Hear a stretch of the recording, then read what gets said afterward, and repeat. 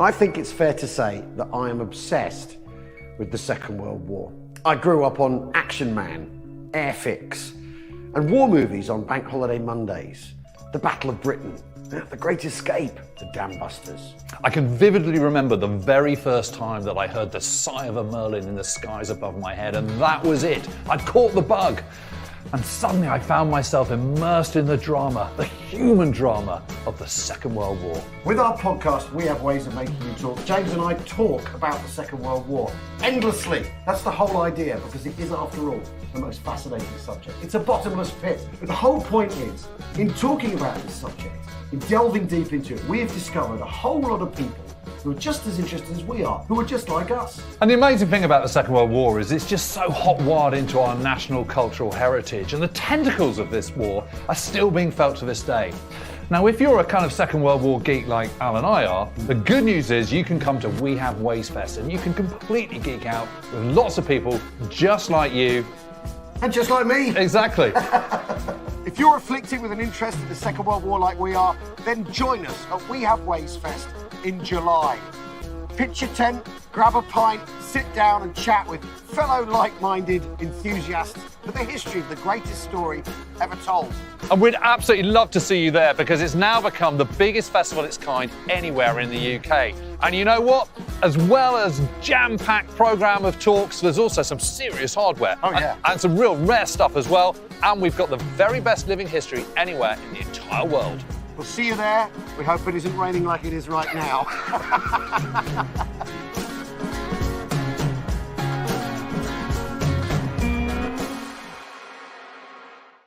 Achtung! Welcome to the We Have Ways of Making You Talk live stream.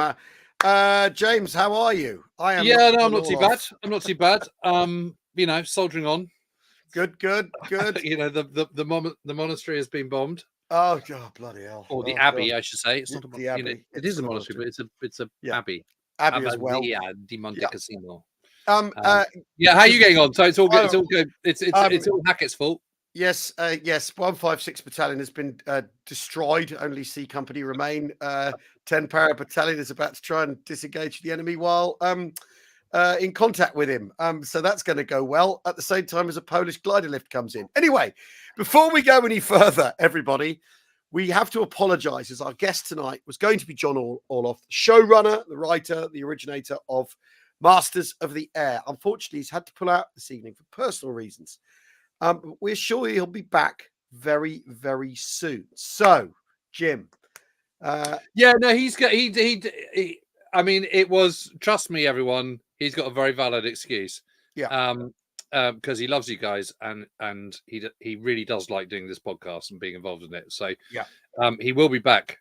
Hopefully in 2 weeks. Yeah, hopefully in a fortnight. But we are. By that point, we'll have finished it, won't we? Pretty much. Yeah. Well, yes, hopefully. Nearly finished. Oh my God, how good is it, though? I mean, the last one was amazing. The moral clarity of that episode, just incredible. Absolutely fantastic, wasn't it? Yeah. Also, Daisy slightly got into it, so she's now watching it with me. She's sort of pretending she was doing it to be a nice daughter, but now I think she's secretly quite enjoying it. Well, Rachel keeps going, "You enjoying it then, Daisy? Are you enjoying it, Daisy?" And she goes, "Yeah, actually, it's really good." Well, we had an air punch moment last night where when we got to the Stalag Luft 3, and the fact that I mean you've all seen it, right? You're all watching it. No spoilers. Someone's one behind. Anyway, there's a moment that had Mrs. Murray punching the air with delight. Put it that way. Yeah, it's very sweet. That was a good moment, actually. It was a great moment. It's very well done. But yes, Carl was angry about the wrong steam trains. I saw that. That's your leopard. Was it not a creek lot? I've been on a creek lot, but it didn't. No, but they were wrong. They're the wrong trains. It's the wrong rolling stock. Carl very much. It was very, very funny watching him fulminate about it on Twitter. Anyway, my big problem was the tractor. Oh, really? Yes, they wouldn't have had one, would they? Anyway, here is how tonight is going to work. Oh, but before I mention that, there is a kit off. Simon Red 5 Models has a kit off. Your kit off 44. Look at those invasion strikes. Your task is a simple one. Make any Allied aircraft, glider, tank, truck, or jeep that took part in the D-Day landings. No boats. Aircraft must be 1/48 scale. Tanks, trucks, etc. must be 1/35 scale. I've got a crocodile bubbling under even as we You speak. can't do a 124 if you want to be showing off. No, because there won't be room. If we get anything like the sheer number we had last year, where we had the whole of almost the whole of 8th Armored You don't Brigade. do planes. Are you breaking that rule for this? No, I'm doing a crocodile. I'm going to do an Avery.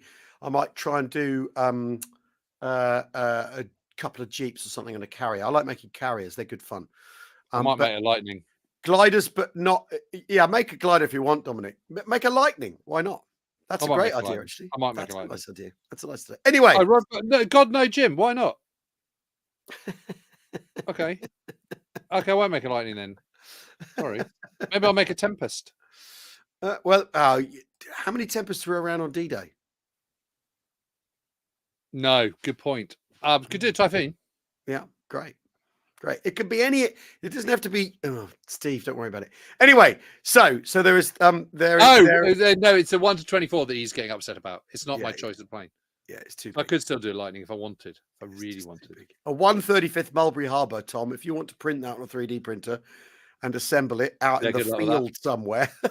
How are you getting on with the tour? Oh, it's going tremendously. It's great. It's great. How many Second World War references? There's one long lecture about the Beveridge Report halfway through the second half. Yeah, that's really strong. Yeah, and it actually works. It fits. It doesn't feel forced. He says. Like you're pigeonholing in some war stuff. Yeah. But yes, there always has to be a little bit of war stuff. Yeah. So we will figure out a way between We Have Ways and Red 5 models. What aircraft and what vehicles were present on D-Day, because there'll be a couple of marks of things that weren't, I imagine, that maybe you can buy a kit for. But it's got to be D-Day. It's got to be D-Day. Got to be invasion stripes. Yeah, Kyle, you can. If it hasn't got invasion stripes, don't bother. Kyle, you can do a 1/35th scale bloke. Yeah, a guy with a backpack and a Lee Enfield. Why not? Why not? Anyway, here's what we're going to do tonight, though. That's enough. That's enough distractions. We've got to grasp the nettle. Our producer, Joey, has control of the countdown timer, and he's very cruelly only allowed us 2 minutes. I've got a countdown timer as well with an amusing siren. Question. James and I must avoid rabbit holes, tangents, focus on the task in hand answering your questions. Start getting them into the sidebar. We'll do our best to answer them all. But before we get started, here's a question that's been incredibly popular on our Facebook page. Which Second World War general would you like to go on a night out with most, Jim? Alex, obviously. Alex, yeah. But do you think that would? I mean, did he ever? Was he into his wine? I mean, are you going for dinner? Yeah, are you kidding? Okay, yeah. Okay, right, good. Yeah, he loved it. He liked talking about a wide range of things, and he was utterly charming. Yeah. I'd love to go out with Tuka, obviously, but I think he would. I just sort of think he'd just tell me everyone else was rubbish. How they all got it wrong. I'd like to go drinking gin and eating raw onions with Ord Wingate. Just to know what he was like, really. Just to know what he was really like. I've got to try and find this one where he talks about. Oh, hold on, I've got it here. Note from Gertie. Hold on, let me find that. I can talk and at the same time, because this is really this will make you laugh, because it's absolutely hilarious. Where he's talking about all the other generals, and basically he hasn't got a good word to say about any of them. Hold on, got it here somewhere. Oh, here we are. Go on.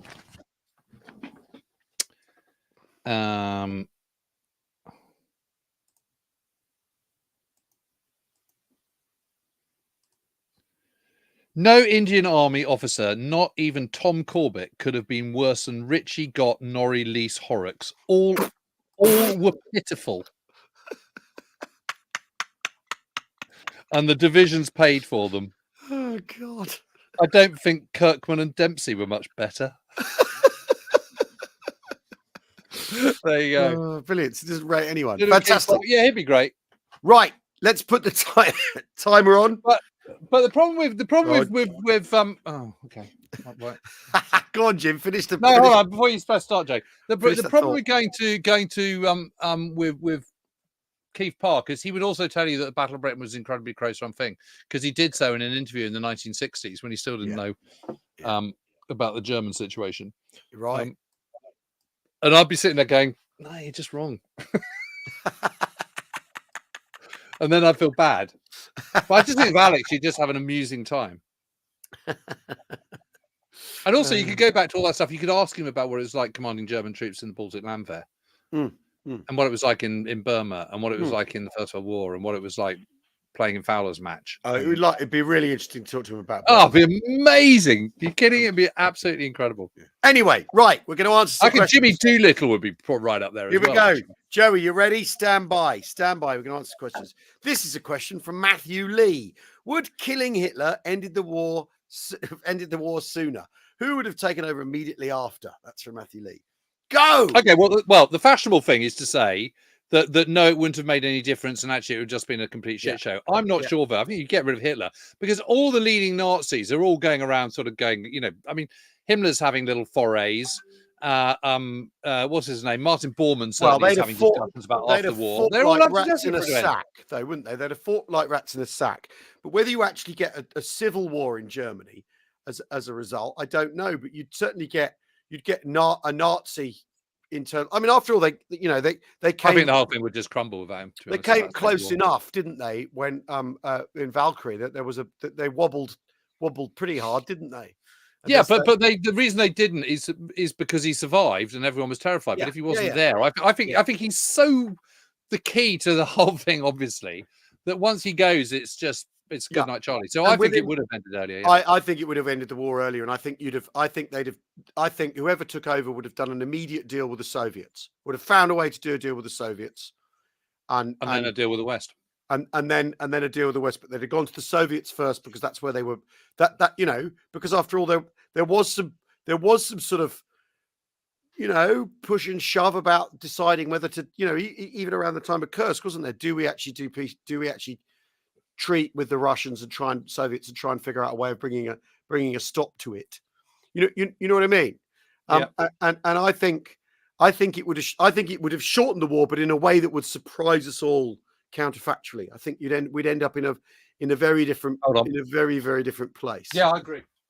Yeah, but that's actually not the fashionable way. No, I know. No, there's the argument, and there's also the argument that you'd have had a war without Hitler anyway. That Germany would have caused a continental war anyway. No, I don't buy that at all. I don't know that I believe at all. I don't think so at all. I think if you don't have Hitler, you don't have it. It's a bit like Yeah, that's it. If you don't have Trump, you don't have World War III. Okay.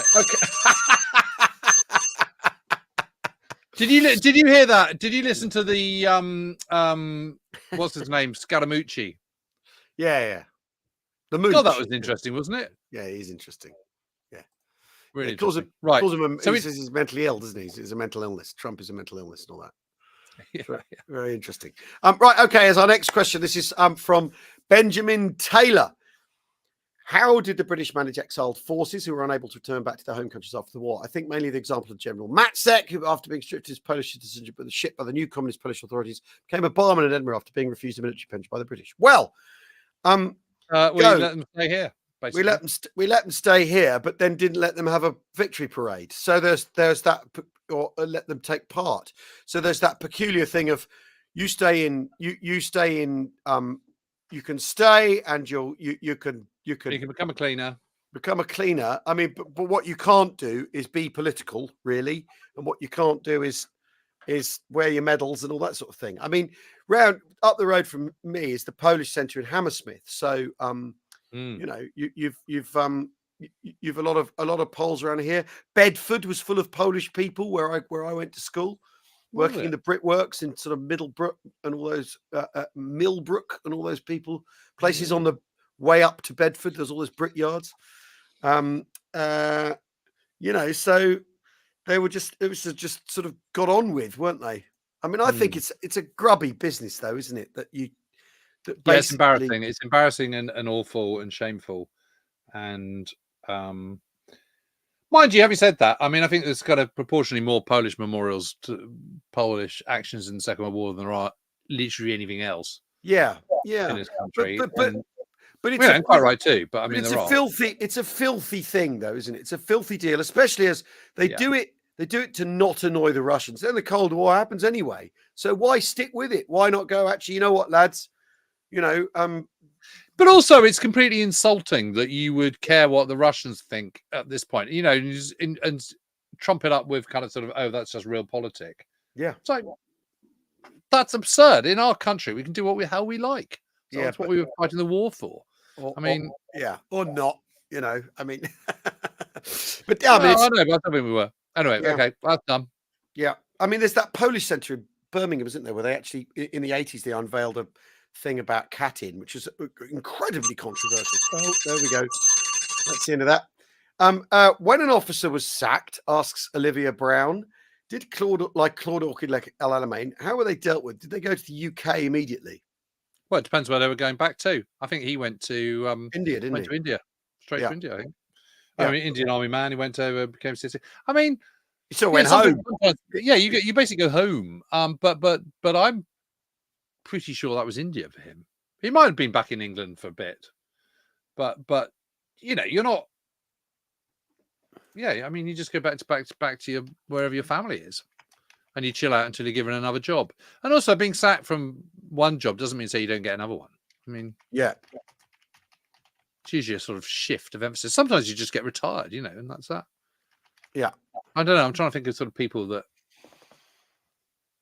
I mean, I think what happened to Erskine and people like that, and you end up training, don't you? You end up sort of recycled, don't you? That this is the thing that you end up fed back into the system, really, don't you? I mean, and it might be, Richie gets a second go, doesn't he? Which I think is quite interesting. Corps commander. He'd been Army commander, now Corps commander. Mind you, I suppose, Eighth Army's quite a small army at that point, isn't it? Yeah. It's tiny, really. It doesn't sort of count. Yeah. I think we've answered that one with 39 seconds to spare. Fine, yeah, clear. Okay. Next one. Drew Campbell says, in your Hardway episodes, you're always talking about roles that were suited to smaller men. Ball turret gunners, tankers, submariners, for example. Were there roles where taller men were a specific advantage? No. No. Surely, the more you stick out of a trench, deep of the foxhole. I literally can't think of a single one where that's the case. No, I mean you're spending most of the. I mean, there are no. Well, yes, I mean you're a guardsman. You have to, if you want to be a guardsman, if you want to be a grenadier guardsman, Carl, You're 6 right. foot, haven't you? You've got to be the right height and all that. But I mean that I don't think there's Didn't do them any favour in Anzio. No, didn't do them any favors, Nancy. I mean, I can't think of any. I can't think of any job. I literally can't think of anything where taller men were being an advantage. No, I mean, Cocky Dandas was 6'4" or something, and he was. God, how did he fit in a? Well, he just did. It's not that. No, it's incredibly. I'm 6'3". It's very difficult. Fitting in a Spitfire is. You're like this, aren't you? You're a bit tight, isn't it? It's very tight. Yeah, well, you me the same. So, but I can't think of anything. No, I mean, even I think there's. I would turn that around and say, are the jobs where being tall isn't a disadvantage? And I would say, on the bridge of a destroyer, it doesn't really make a huge amount of odds. Yeah. But everyone is smaller too, so that's why all these average sizes that all these bits of equipment are based on. Are just not good for tall people. It's as simple as that, isn't it? Do you think the whole design of sort of fighter planes and tanks would have been different if we were kind of like the physical shape we are now? Yes, in 1939. Yes, they'd all be like 5% bigger or something. And certainly it's a Sherman, but it's 5% bigger. Jason on the sidebar says Paras were smaller. They're all wiry little blokes. They're all wiry little, the sort of hench soldier we have now. Wiry and sinewy. Wiry and sinewy and tough looking and scary. Yeah, tiny little strong men. Yeah. But yeah, I think all the equipment. Oh, that's the end of that. Okay. Benjamin B. What was? I'm going to do this in a portentous voice. What was the greatest scientific development to come out of the Second World War that furthered mankind's progress? Progress. Progress. Penicillin, the industrialization of penicillin. Thank Yep. you. Yep. Next one. You just can't argue that, can you? No, Alexander Fleming. it's He the knew industrial. he knew my grandfather. Did he? Yeah. I mean, what's funny about penicillin is the British make it in tiny little glass jars, like little tiny glass jars, because they base it on how it's first built, right? How it's first produced. And the Americans go, no, you don't want to do it. You don't want to do it like that. They want to do it in an enormous vat. So they do it in enormous vats and radically change the production to proper industrial rate. So the British have these tiny little glass vials with it growing in. And the Americans are, no, don't do it like you're a mad. big. Yeah, don't do it like you're a mad vicar. Do it properly. Yeah. It's a peculiar history, that an interesting history. Okay. What does a khaki election ballot paper look like? Does it show just the parties and their leaders? With a mix of men from all over the country into units in the latter part of the war. Surely you didn't list local MPs. Okay, Ask so Joe A. Go. So I think what happens here is that you tick a party, but it gets applied to your home constituency. Yeah. So say you're in Burma and you're trying to vote for John Glenn, Conservative in Salisbury. He was the current MP. You would just put Conservative, but because your registered home with the army is in Salisbury, that's where it would go to. Yeah. Right. But I mean, how long does the khaki election vote? Well, it's 3 months, isn't it? So that's why they have the election in whenever they do in May, don't they? Yeah. And then the ballot is in July, which is why Churchill is at the start of the Potsdam. Yes, and then he's conference, replaced, and then not at the end. Yeah, and I mean, Jonathan Fennell, his thinking is that basically the khaki election is incredibly important because everyone's writing home to their families saying, make sure you vote Labour. It's not necessarily the army that's voting Labour, which is the thing the Tories get in a panic about, don't they? About the Army Education Board, they're worried about. That the Army Education Board is run by socialists, and they're going to put, that it's distorting how the election's going to go. Jonathan basically says he thinks people are writing home to their wives and saying, please vote Labour, get them out, which I think is really, really interesting. Yeah, that you end up with a sort of you do end up with a politicized soldiery as a result of as a result of the Beveridge report. And yet when you read a memoir like Peter White's, he's not going over a start line because he wants nationalized railways. It's quite interesting the change. Yeah, Matt Dawson says my dad in Burma voted Labour the only time he ever did. There you go. That's fascinating. And that is that one done.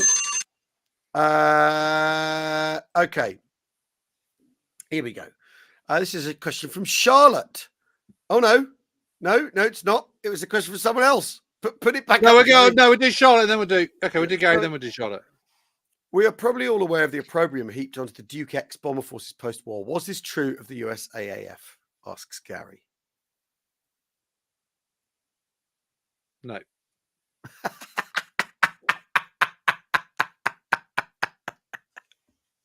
No, not to the same extent. No. Because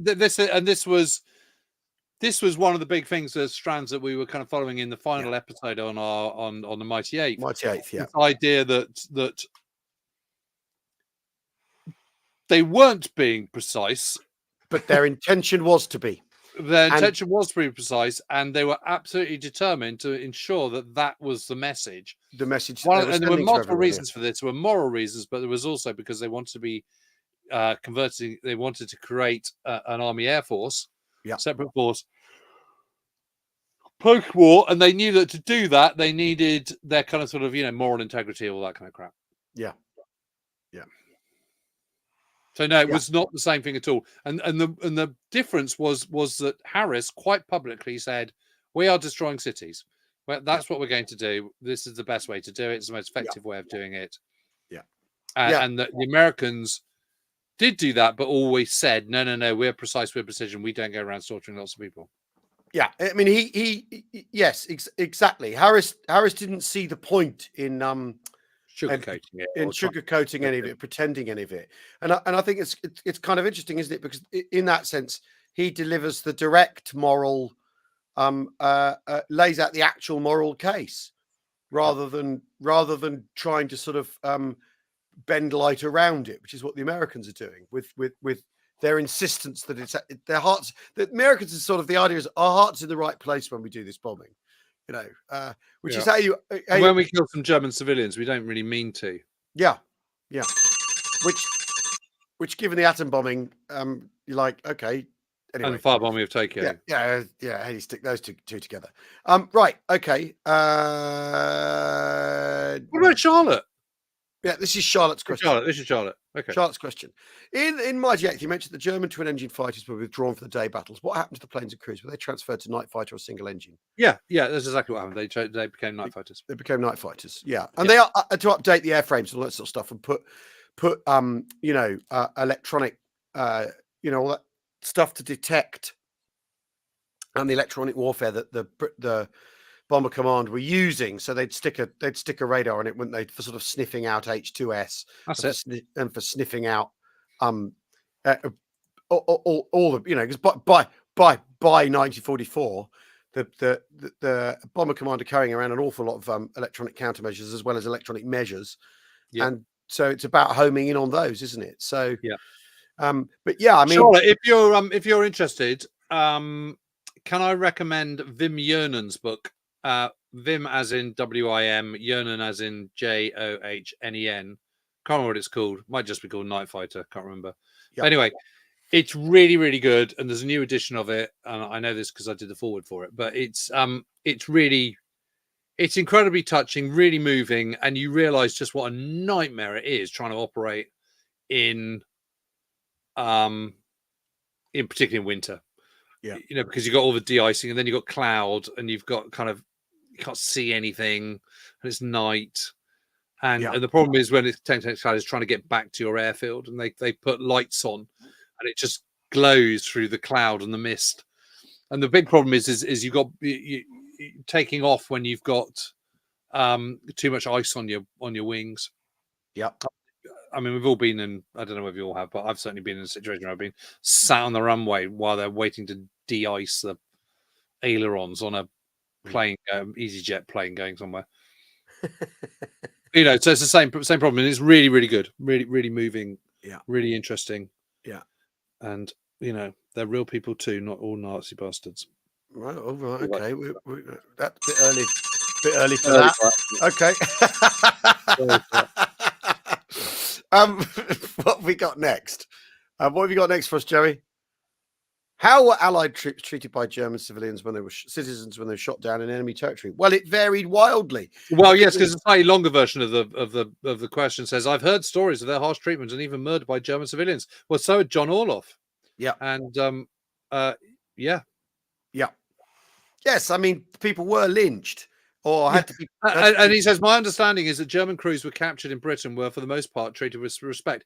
Yeah, but Luftwaffe wasn't completely destroying whole-scale enormous cities with a few exceptions. I mean, I'm sure the scale of the bombing. I'm sure if they'd been raising entire, the whole of Bristol. Yes, but I'm sure the odd pilot, the odd downed Luftwaffe man, got had an accident afterwards and stuff. It can't. They can't all have got away unscathed. They just can't have done, because feelings, certainly during the Battle of Britain, feelings are running extremely high in England, and you could see blokes being shot down. Meeting sticky ends. I don't know, on the end of pitchforks and things. Surely that must have happened. There's a bit of that going on. Yeah. But yes, I mean the German police very often had to protect downed airmen, didn't they, from angry crowds and all that sort of stuff. So it's not, it's not a thing that didn't happen. And the German propaganda by late 43, which is when Terror bombers, Terror flyers, Terrorflieger. It's Terrorflieger.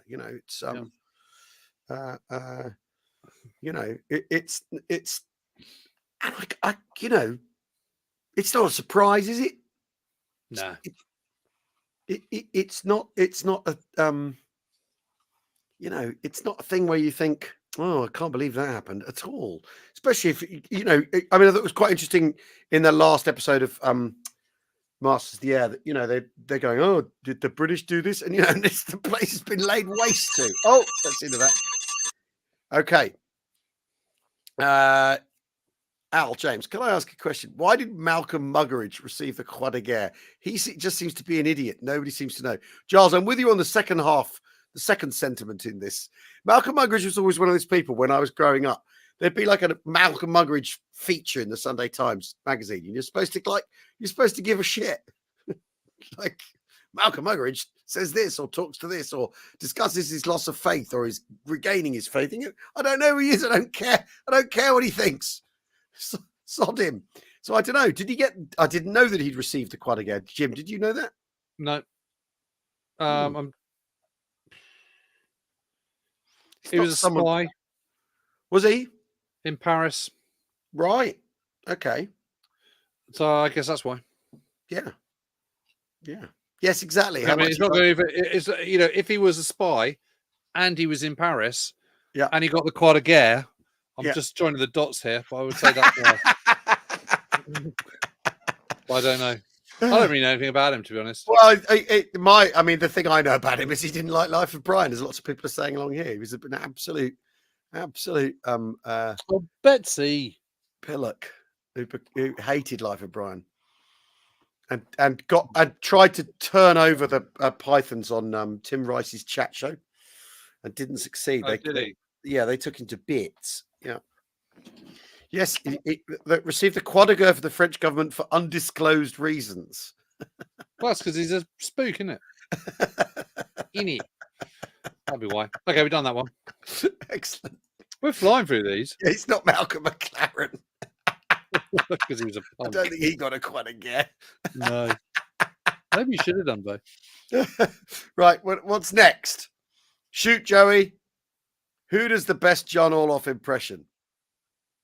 Well, when I was working on Band, I said to Hanks, I can't do any more of this military. I just can't do it. But I've written about Nazis my whole life, and it was time to write about Nazis again. Yeah. I mean, these are real people, but you gotta make the drama out of the story. I don't know. Will that do? You happy with that? Pretty good. You happy with that? Yeah. I'm not doing that for two fucking minutes. Though. So I said to Tom, you know, Tom's, you know, let me just tell you, he is obsessed about World War II. I am obsessed about World War II. I'm also obsessed about B-17s. Will that do? Yeah, that's plenty. That's plenty. Right. Well, we have ways of making you talk. Question for James: how many more U-boats would Germany have needed to achieve victory in the Battle of the Atlantic? 200 is what I'm going for. More. Well, I'm going to say 300. 300. Yeah, I think they need 300 in 1940. 300 in 1940, which means they haven't got any tanks, right? No, it means they haven't got any battleships. Don't need them. No, but if they've spent the money on 300 U-boats. 300 U-boats. Get rid of your pocket cruiser battleships, cruisers. Yeah, and then get rid of all of those. Don't have the Charnos. Don't have the Bismarck. Don't have any of that. Yeah, and you just have a few less tanks. And let's face it, in 1940 they're all shit anyway. Yeah. Yeah, but you might not be able to pull off Fall Gelb if you haven't got quite as many tanks. You know. So they needed more. You know, that's problem. On the other hand, of course, we'd have had escorted many more. We'd have realised that and probably built more destroyers, and we'd have had more escorts. So I would say probably none. I mean, it's irrelevant because we've never done it. So it's either 3 or 300, basically. Yeah, I mean, I think the other thing is if they'd spent more time developing the Type 21, which they had the technology for in 1939, but just didn't pursue it. Yeah, didn't give it the priority it needed. So as a consequence, only 3 went operational in April 1945.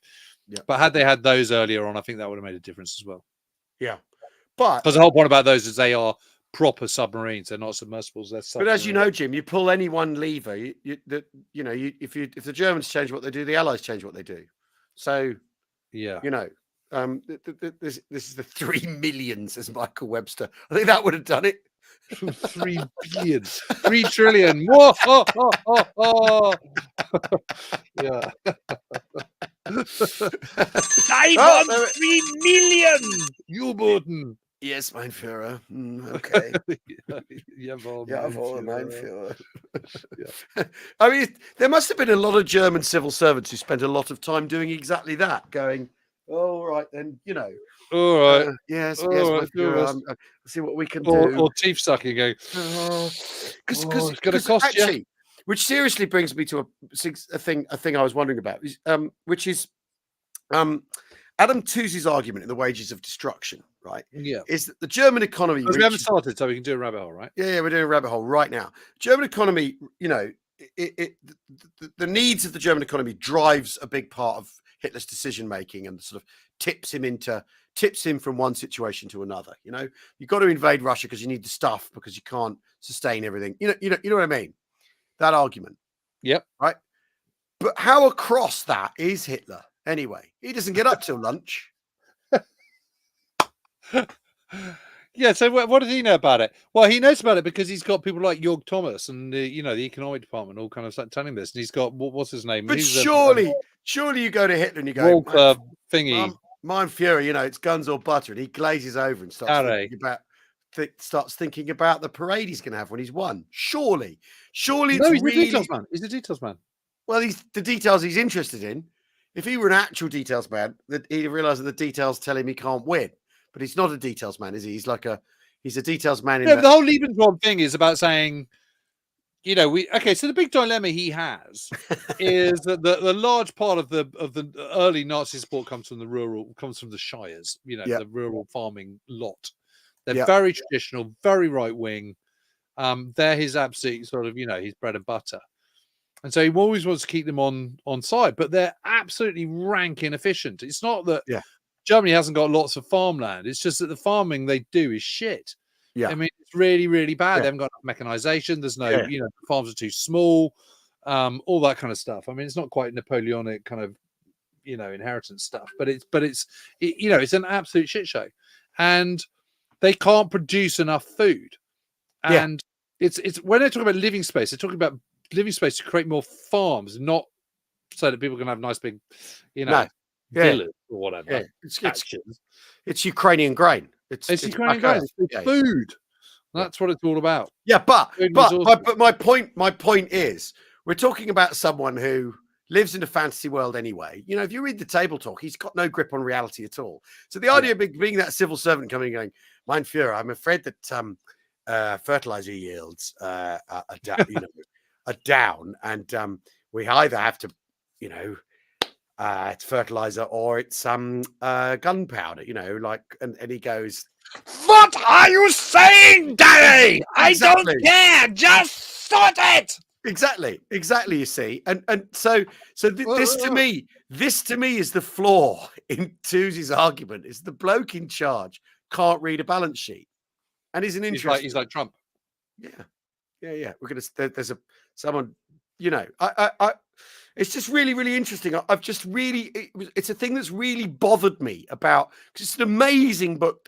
It's a brilliant way of looking at it. And interestingly, he also, Tooze in his sort of analysis, kind of leaves Lend-Lease out of how he views the Soviet economy, which I think is really interesting. Yeah, but to paraphrase Paul Davis, Martin Luther King didn't have a plan; he had a dream. Hitler's got a dream. He's got a vision. That's what he's about. He's taking people with him. He's got people around him to do the detail. But this is why. He's got Walter Darray, and he's got Jörg Thomas, and he's got clever people like me. Yeah, but he's not. Does he even understand what they're saying to him? Yes, I think he does. How do you end up with an ME-262 as a dive bomber? If the guy knows what he's doing. Anyway, okay, enough now, says Joey. If the bomb had to have been dropped in Europe, where would it have been dropped? Berlin to wipe out the tip top brass, or an example city? They'd have dropped it on Berlin. Yeah. Berlin Yeah. would have gone. Berlin or Nuremberg. Yeah. Yeah. I think Berlin. And then they'd have, because you've a decapitation question, haven't you, with the Nazi state, which is the first question we answered after all. Yeah. How different would the war be if there weren't any Hitler and the Nazi top end? I mean, I think that's the answer. I think you bomb Berlin, don't you? Yeah. With those black Lancasters and all that stuff. Yeah, I mean, maybe you do Moscow next, Andrew. Absolutely. Although Stalin's thing always was, wasn't he? He said Soviet Union is enormous. You can knock out 8 of our cities and it won't make a blind bit of difference to me. He was such a charmer, wasn't he? I know, it's fantastic, isn't it? Unbelievable. Unbelievable. Well, why wasn't the bomb dropped on Tokyo? Because Tokyo, Sean, had been burned down, hadn't it? It was having a bomb. He left a bomb. I mean, yeah. I mean, I think they'd have dropped it on Berlin, or I suppose, maybe the economics boys would have said, well, you now actually can take the Ruhr out of the equation and disarm Germany. Yeah, I don't think they'd want to do it that close. I think they might have gone first one up. They might have gone somewhere like Nuremberg or Frankfurt or somewhere. It's a long bloody way though, Nuremberg. That's the problem, isn't it? Yeah. So is Berlin, both, to be fair. But Berlin's a long way too. But yeah. Anyway, but not so long way at that stage of the war, of course. No. Things are getting easier and safer for the bomber streams too. Okay, and we've answered that, I think. But I'd say Berlin. Yeah. Okay. Next up, what are the best and worst Second World War books you have read? Is that present company excluded or included? Yeah, The Savage Storm by James Holland. And also, what do you mean by best? I mean, is that like? Oh no. You could that can mean anything. That can be that is, of course, that's arbitrary. I think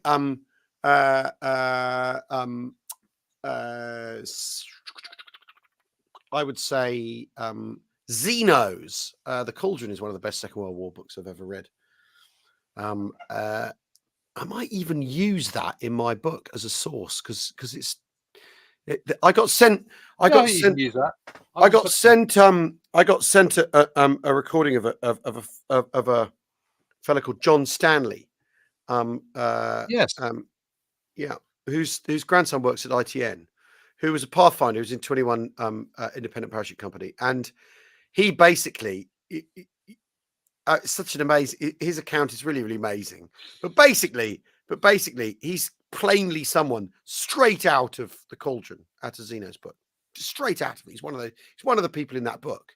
The stuff that happens to him. It's amazing. The worst Second World War book.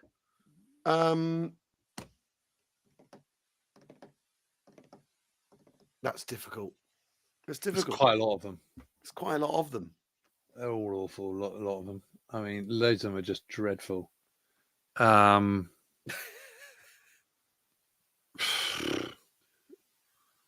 don't know.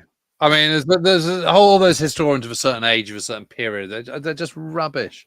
Yeah, absolutely rubbish. Boring. Kind of. I don't know. Those sort of awful pen and sword books where they're just sort of lots of just absolutely. So dry. I think one of my favorite books has got to be Eagle Day by Richard Collier. There we go. I don't like Decision in Normandy. There we go. Okay. Chucking my mandatory question. Pop culture focuses on the Nazi occult, but what about the Allies? How much do the Allied High Command and people like Jack Parsons believe in magic and the supernatural? That's a good question. It's a great question, Carl. Not a lot, because we're all sensible, normal people, as opposed to total lunars. Dennis Wheatley, though, the devil rides out. He's working with Fleming, isn't he? Writing sort of chuff, propaganda to, So there's an occult strand there. I guess so. But no, I mean, I don't know. Gremlins, says Dan Ellen. Yes, gremlins are Yeah. But there's none of that kind of sort of woo-woo nonsense and sort of, on and Uber and that No. the Germans have and kind of, world ice theory and Christ and the spear of destiny and all that nonsense, No. which is all kind of part of the Nazi shtick. Yeah. Although actually Hitler's not really into any of that. I mean, he's not. It's quite Himmler interesting. and Rosenberg and not masculine. Jasper masculine. Yes, I mean, yes, a lot of people are saying Dowding was into spiritualism and all that. Yes, he was. Many mentions. But I don't think it influenced his work.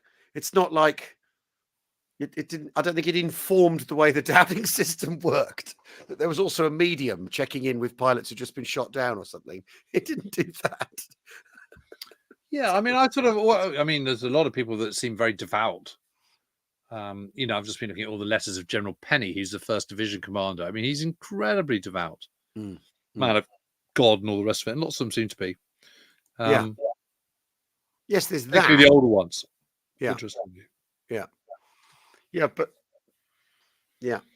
masculine though. I mean, he's not an occultist though, is he? He's just a magician. No, and his role's been bumped up quite considerably too. I think he's. Oh God, massively. He had absolutely no bearing on anything at all.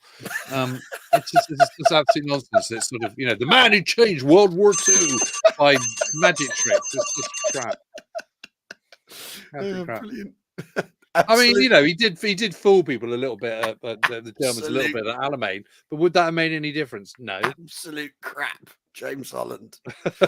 I'm quoting you in the book, by the way. That bit about high ground. Oh, great.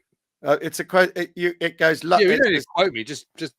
No, I'm quoting you. It's just lunch, James Holland lunch, February 2024. That's the attribution. Well, that's very flattering, but you really don't need to.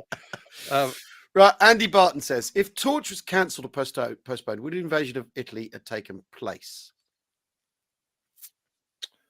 Yeah, but it wasn't. I mean, the whole. So basically, what you're saying, Anthony, is if there was no Mediterranean strategy, and they just, kick back the Panzer Army at Alamein, and that was it. What would have happened? Would there been Italy? Probably not. No. And then the thing is, if you go to France in 1942, if you do Sledgehammer, I mean, you can't do it. Is the point? You haven't got the stuff, have you? No, and the problem is the other problem is that in 1943, if you did it in 1943, you probably could have made a landing and you could have probably made it work, but you would have been kicked out. Yeah, because you wouldn't have been able to resupply quick enough, and you didn't have air superiority, and you didn't have any, didn't have half the stuff that you needed, and you wouldn't have quite the strength of the build up, I don't think, and you don't have the air superiority, and I think it would go pear shaped. Yeah, and I think the air superiority thing is the biggest thing of all.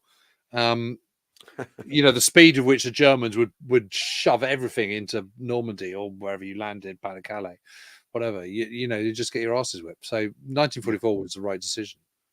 Yeah. You need air superiority, and Trevor points out it would have been another Dieppe on a bigger scale. The thing that the RAF doesn't have at Dieppe is air superiority, and actually the RAF gets, aside from the army having a terrible time. The RAF gets a proper kicking, doesn't it? Fighter command really get turned over, and which just demonstrates that you need the situation that you get in June 1944, where the Luftwaffe. There you go. That's the end of that. Not saying anything else. That's it. That's it. That's all you get. But no, I mean, anyway. What's next? The Red Orchestra. Did the Nazis and the Allies really get anything useful from spy rings? Wow, that's such a good one, isn't it? I love that. A bit. Soviets did. Yeah, they did actually, didn't they? Soviets did very well out, before Kursk and stuff. Yeah, well, and before Barbarossa, or after Barbarossa. After Barbarossa, yeah. Before Barbarossa, not so much. after Barbarossa, it all kicks in, doesn't it? With Sorge and all those. Yeah, and also you know. the internal spy rings that the Allies had before D-Day definitely paid off. Yep, Little Fellas as Feeding. well. Little Fellas works very well for the Germans with Bonifellas. I mean, that's one of the most successful. That's one of the most successful bits of espionage at the. I mean, but Philip Payson O'Brien would say it might sort of change the length of the war, or change a few things, but fundamentally it won't. Yeah, and I think he's probably right on that. Yeah, I don't think it affects the outcome of the war. It affects the course of the war, maybe. And the speed. A bit. Yeah. It's the speed of it. Enough to make it worthwhile. I mean, what one has to remember with all these spy rings is the amount of resources and personnel that are flung into it is pretty small in the big scheme of things. Yeah, well, one of the most successful deceptions of the war, bar none, is keeping the Germans convinced that Norway is going to be targeted for invasion, right? And that runs for the whole war, and it's incredibly successful. And obviously, they're doing that thing of playing. And it keeps 300,000 troops there. Yeah, and it's saved 300,000. The argument as well that saves 300,000 German lives as well as the Allied lives needed to fight those Germans. That's where you want to be posted, isn't it? Yeah. You want the gig in Norway, don't you? Please, I mean, because after all, do you remember when we were talking about the Scharnhorst? Oh no, never mind. That's the end of that. Okay. Oh, there's a good question. We know that Rasputin was Russia's greatest love machine, but who was the Second World War's greatest love machine? It's Jim Gavin, isn't it? Jumping Jim Gavin. Jumping Jim Gavin, Robert Capa. Yep. Yeah, Jumping Jim. It's Jim Gavin. Young. Absolutely Julio, wasn't he? Yeah. I can't. Julio. Yeah. I can't think of anyone else. No. Nora from Suffolk, says Alistair Davis. Well, maybe. I'm not, could argue, but because all the big leaders weren't really into it, were they? No. Well, we don't know. I'll tell you who it was. Mountbatten was a massive shag piece. Who? Chano. Right. Mountbatten definitely's got to be up there. Count Chano, Galeazzo Chano. Oh yeah, Galeazzo Chano. Yeah. He's got to be right up there, hasn't he? Yeah. Those two. All right, I've done that one. When are we going to get myself and Mungo? That's what I want to know. Charles Leveroni. Can you do that one, Joe? No. What's next? Well, I think it should be that one. I've been waiting for ages. I keep seeing it on my list. Or shall I just read it out? Oh, go on then. Myself, 56, and my son Mungo, 21, are intending to get over to Normandy for the celebrations, but we risk being overwhelmed by the array of events. Do you think you could provide a pick of things? The problem is, Charles and Mungo, is that all what's going on is always announced right at the last minute. Yeah. And what you want to do is you want to get yourself to an area and then just basically stay in that neck of the woods. What I would also say to you is, apart from on the day where you got heads of state, it's actually not that bad moving around. Everyone slightly exaggerates about how awful it is. And it's quite fun moving around because literally every other vehicle is a Jeep. And it's just, it's all just quite a laugh. You just sort of get into the whole thing. My preferred place is to sort of hang out in Aramonch because you're close to Omaha, you're close to Longsy-May, you're close to Gold Beach, British Memorial, Mulberry Harbours, nice beach, lots of fun, and it's just really great and atmospheric. So that's where I would put yourself, or Bayeux or something like that, sort of slightly in the middle. But there's going to be so much going on, and what you will have is you'll have lots of camps, sort of reenactors camps. Yeah, and they're quite fun to go around, lots of vehicles and stuff, and there's parties every day, and there'll just be stuff going on, and it's just a lovely place. It's just lovely to just sort of mooch around, get into the spirit of it. It's always very sort of celebratory as well, and it's just a total laugh. And you will always meet people and see things which are just very memorable, I think. So whatever you do, so basically what I'm saying is, don't sweat it too much. don't let yourself get overwhelmed. Just go and just have fun. Yeah. I would always recommend going to Pegasus Bridge because the site offers you the story right there in front of you. You know, you've not got to, work out where the ridge is or the dead ground is or picture something on a ring road that's not there anymore. You haven't got to do any of that. It's there right in front of you, and you can run from where that. Oh no, that's into that. Okay. Where was the German equivalent? The German equivalent of Bletchley Park? Where? I don't know. It was Zossen, wasn't it? I'm not sure. But they weren't as in. There wasn't a Bletchley Park because there was Abwehr, wasn't there? And they all had their own different departments because they're all German, so they don't all together. And then there's the RHSA, which is obviously SD, Gestapo, the whole, Kripo, the whole lot, all the security. And that's obviously at in the middle of Berlin. Yeah. Zossen is the nerve center of the army. And they certainly have a lot of intelligence pods down there as well. And I think that's where the Abwehr were as well, if I remember rightly. But it's nothing like as organized and it's not industrialized like the Bletchley effort, and all that sort of stuff. It's just nothing. It's just nothing like as good. I mean, the Italians are better at it, really, or are really good at it. Yeah, the sim is actually very, very good. It's extraordinary because it's the one bit that they are quite good at. Yeah. Under Giacomo Carboni. Yeah, they're very good at it, aren't they? He was Robert too. But that are they? I mean, who are they adjacent to? Are they Navy or they? Where no, they're drawn from all sources. They're drawn from. Right. They have they're across the board. Really, that's very interesting. They're really very, very good. It's quite forward looking, isn't it? Yeah. But although we have air intelligence and naval intelligence, you have different pods all pulling at one. Yeah. And you also don't forget you have the JIC, Joint Intelligence Committee, as well. Yeah. Really Yeah. All right, next question. 5 seconds to spare on that one. Oh, Joe Ricci.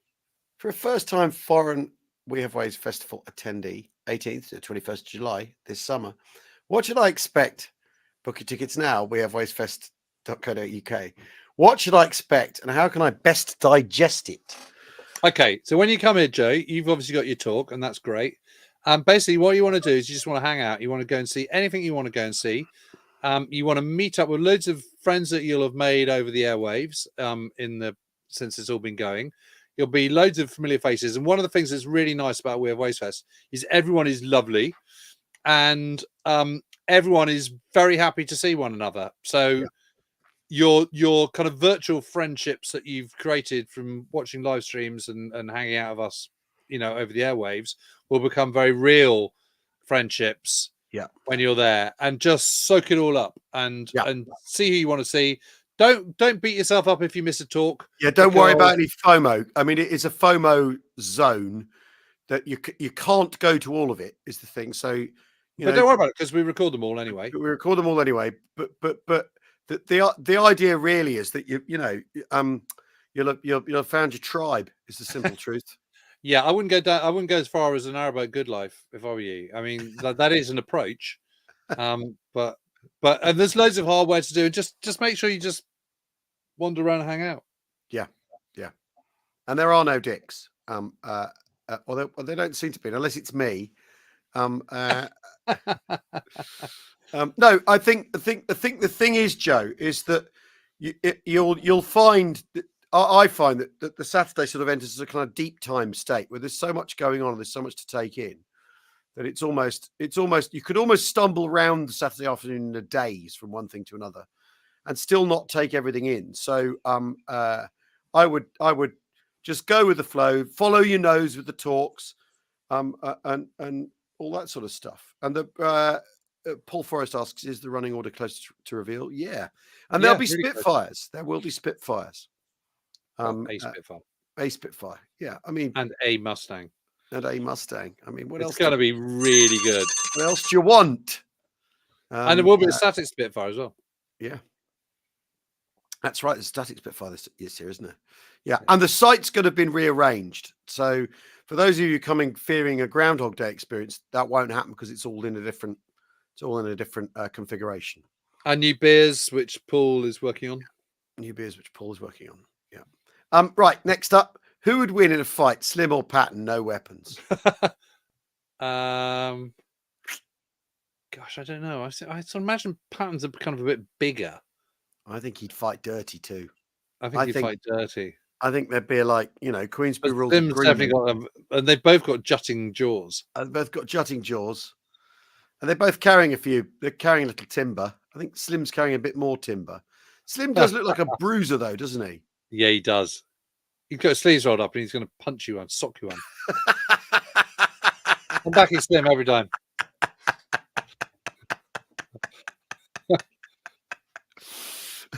That's funny. Patton might be actually a bit of a wimp when it comes to it. What? Because he's projects such an image that maybe inside he's a tiny little. Inside he's hurting. Rob Crane says Slim is a literature buff. Yeah, he wrote short stories. These sort of Kipling-esque stories of India, of Gunga Din. Yeah, and all that sort of thing. Yeah, but I think Patton would. Patton wouldn't have a concealed. He'd have hidden the weapon and shoot him. Exactly. That's exactly it. Really funny. That's such a great question. It's a great question. Well, I mean, yes. Who would win? Who would win in a fight? A giant Patton or 1,000 duck-sized Slims? It's one of those. Okay, next question, please. What we got? We've done them all. We've done them all. Holy moly. We have done the lot. That's insane. Really? Well done, everybody. No, hold on. We haven't. Don't forget the kit off. Everybody. I mean, Cameron Fraser, you're right. No one talks about the 51st Highland Division. It just doesn't happen. 52nd Lowland, though. There's a podcast. So Finley's Touch is the charity that was set up the year before last in memory of my nephew Finley, who died of a very rare childhood leukemia, and by my brother-in-law and his wife. And they raise money for families who are going through the business of dealing with a child with cancer. So they do hospital survival bags, which have sort of coffee and books in it for the kid, coffee for the adults, books for the kids, toys, all this sort of stuff. So basically that's what we're fundraising for. We raised a ton of money last time, and the shit off is for that. So you've got to build a D-Day tank, truck, etc. 135th scale, 148th scale for aircraft. And we want to basically the Hawaiian shirt thing, I think, is still happening. Glenn says, I booked 2 tickets for last year's We Have Ways Fest, but I had to cancel due to my health. The podcasts are great, but they aren't. You're right; they are not a substitute for being there. It's an amazing thing to be at. Is the simple truth. But yeah, so there's the model thing. I mean, there'll be people signing their books. There'll be the other great thing about it is, going back to Joe Ritchie's question, you can meet, mingle with the authors, meet the historians, all that stuff. It's not just about you're not there to attend a talk and then you have to, go off and drink your coffee somewhere else like you're at a seminar. This is a free for all. Everyone getting in. There's questions to be asked, questions to be answered. There'll be wargaming again. 2 Fat Lardies will be back. There'll be all the stalls and stuff again, like last year, but more. It's going to be bigger than last year, I think. There will be music. We've also got our Ensa show. We have an Ensa show. I was thinking one of the things we could do for our Ensa shows, I think you and I could recreate a Flanagan and Allen skit. Yeah. See whether it's still funny. Probably wouldn't be. It won't be. No, but it might be. I mean, there's a couple of people I could ask. I mean, who may be up for actually, experts in that who may be up for doing it, actually. Well, that'd be quite funny, wouldn't it? It's an interesting thought. Just do the whole sketch. Yeah. There are book launches. all sorts of stuff. And most, all your favorite speakers from last year and some new ones. And of course, in the Arsenal people, speaking, some of them for the first time, our listeners who we've radicalized and turned into proper full-blown war bores. It's amazing prevent. It's just so much fun. I love that weekend. I just absolutely love it. It's just such a laugh. That's Richard Fest. I might have my Chevy as well up this time. Frank Skinner does a George Formby impersonation. Well, there's an idea. Getting George Formby would be good. Okay. Yes, and we have to inflict a terrible outfit on Guy Walters for charity as well. That needs to be done.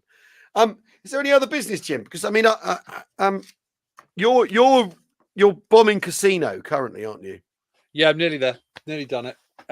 It's just it. Yes, I mean, actually, I'm way over halfway because not a lot happens in April, and actually, not much happens in March. There's the third battle, obviously, but in between that, everyone's sort of because next chapter is Fish Fang, and then it's kind of everyone's on the defensive, so it kind of sort of eases off, and then it's all build up for the big one, Diadem. Yeah. So I'm kind of feeling like I'm winning for the first time. I'm also feeling like I'm saying some quite punchy stuff as well, which I'm quite pleased about. Good. I've really got the measure of Lucas. Oh my god, I'm really. He is awful. Yes, he's really awful. Well, we talked about him with John, didn't we, the other day? Yeah, I know, but I've moved on from that. Yeah, big time. So there's this bit. Well, no, I'll save it. We're going to do a series, aren't we? We're going to do an Italy series. When is it going to be? Mid-March, April, sometime. Yeah. Darren Skerritt has just asked, going to Holland in June is a one-day trip enough to see all Ireland stuff? No. No, but a full day you can do the main attractions. You're just going to have to miss a bit out because there's a lot of moving parts. If you're just going to Arnhem and Oosterbeek, there's a lot of moving parts there alone. Paul Royal says, what is Fish Fang? Fish Fang is the operational name for the German counterattack at Anzio. It's like a 4-day battle. They chuck the kitchen sink in it and hash it up big time. Yeah. Thankfully. Yes. I mean, the stuff you were telling me the other day about, because James and I the other day went to the Cavalry Club, right? Because that's how we roll. And James spoke about the Sherwood Rangers Yeomanry to a lot of. I was the only person in brown shoes. I realised I wore brown in town. I'm surprised. It would be amazed if they had me back. And that was a very interesting lunch. Really fascinating, actually, to go to. And then we went to the RAF club next door, and I used the library. We used the library because we had to go on somewhere else after that, and that was extremely civilized. Yeah, it was fun. Yeah, it was. The whole day it just felt like that lunch I was dreading, and actually it was really good fun, wasn't it? It was nice. It was very mellow. Nice people. They're all really nice Thumbs people. Up. yeah, that's really funny. So at one point during there's a sort of Q&A, and at one point the question of the UK's current state of preparedness came up, and all these old tankers all went mount up all at once together. Mount up. Yeah, it was funny, wasn't it? And it was nice. It was fun. I was bumped into my old friend Ed Smith Osborne. I hadn't seen for a little while. Yeah. He of Slippery Reef on a 747. Yeah. It's really funny. There's some funny things going on around me as well. One bloke, the thing that caused about the current Russian kit is all rubbish. It's one of those conversations going on in the background.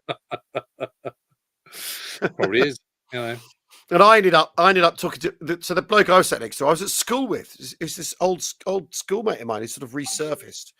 And we ended up talking about Mission Command and Ausflug tactique, and I gave him a bit of a history lesson about it. And how funny! And he goes, "Oh, I used to teach that the staff college." Whoops. Well, I'll tell you what was really odd. So I've just been writing about this chap called Mike Gordon Watson. He was acting commander of the 1st Battalion of the Irish Guards at Anzio. And he writes this absolutely amazing report, very, very funny as well, about the German first German counterattack at the beginning of February. Anyway, on the way back on the train after seeing you lot last week on Thursday, got on the train. This guy I know called Patrick Bogue sat down. He's an auctioneer, has an auction house and stuff like that. And anyway, he was talking about he'd just been to the races the previous weekend. I was like, oh yeah, who'd you go with then? He went, oh, I went with my friend Julian Gordon Watson. I went, there can't be that many Gordon Watsons. And it turned out that it was his dad was the guy at Anzio. Really? Yeah. Anyway, so I'm going to go and have lunch with him. Brilliant. Excellent. Well, one of the old boys I was talking to, he said, well, my father was Urquhart's ADC. So, maybe there was some stories there. I'm like, yeah, I'm sure there are. But you're thinking, I've nearly written it, you fucker. Yeah. I don't have to write it again. I know, but I've had this quite a lot where people sort of go, oh yeah, my dad kept a diary the whole way through the war. And I sort of go, would you be, happy to share it? And they go, oh yeah, I'm absolutely sure. And then you get next week, my sister's burnt it, sorry. It's that kind of thing. We can't find it. I know it's somewhere in the attic. Oh, wonderful. There's lots of that going on. Frustrating. Brilliant. Right. Well, thanks everyone for joining us. I might knock off because I've got to get back to Operation Fish Fang and the destruction of the monastery. And you got a monastery to bomb, haven't you? Yeah, and the New Zealanders have turned up, and Freyberg Day. Honestly. I'm on tour, by the way, everybody. Nottingham on Thursday. Friday, we're in Guildford. I know. I suddenly realised I should have come to see you in Bath. Northampton. Oh, God, it was good. Ah, because you remember I came with that friend of mine last time. But come to the Palladium. Come up to the Palladium or come to... Yeah. All right. When's the Palladium? Do you know? May 2nd. Ooh. I think I'm in Normandy then. All right. Okay. I think I'm doing Brothers in Arms. Not to worry. Anyway, we'll see you all very soon. Thanks for joining us. Thanks for everyone who joined us. Bollocks from Clacton. Thanks, Anthony. Thanks, Brent. Bomber. It's Bomber, Thanks, isn't it? It's just seeing everyone's actual names when they don't use their nicknames is weird. No, but I've got a really good friend called Martin Harris, and we do all call him Bomber. Right, there we go. We are coming to the Isle of Man at some point, Steve. Don't worry. It's all happening. It's all happening. I will see you at the week. We'll see you very soon. There's plenty more War Waffle coming your way. We hope you enjoyed the Isle of Man stuff there. Guernsey dates. Everything's coming together, Katie. Don't panic. Have a great evening, everyone. We will see you all very, very soon. And cheerio.